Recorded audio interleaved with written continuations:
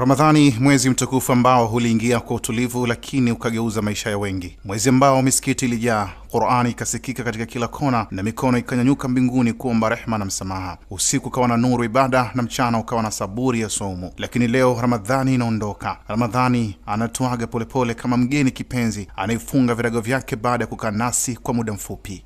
Swali linabaki ni hili: je, Ramadhani alikuwa nani kwako? Kwa baadhi ya watu Ramadhani ulikuwa mwezi wa ibada ya dhati. Masha Allah, walisimama usiku katika swala ya tarawehe, wakasoma Qur'ani kwa sauti ya unyenyekevu, wakatoa sadaka kwa wingi kwa wahitaji, na wakajitahidi kuacha maasi waliokuwa wamezoea. Lakini ukweli ulio wazi ni kwamba Ramadhani haikuja tu kwa ajili ya siku 30 ama 29. Ramadhani ni chuo, ni shule mafunzo ya roho na tabia. Ndani ya mwezi huu tulifundishwa saburi, tulifundishwa kujizuia, tulifundishwa kumcha Mwenyezi Mungu Subhanahu wa Ta'ala hata pale ambapo hakuna anayetuona. Sasa swali la kujiuliza ni hili: ni mafunzo gani umebeba kutoka katika chuo hiki cha Ramadhani? Je, umejifunza kuswali kwa wakati? Je, umejifunza kusoma Qur'ani kila siku? Je, umejifunza kuwasaidia masikini na wahitaji? Au Ramadhani kwako ulikuwa ni mwezi wa muda tu ambao ukipita kila kitu kinarejea kama mwanzo? Ndugu zangu, kuna jambo la kutafakari kwa kina. Mwaka uliopita Ramadhani kama hii ilifika, lakini leo hii kuna watu waliokuwa nasi katika Ramadhani iliyopita hawajafika Ramadhani hii. Walikuwa na ndoto,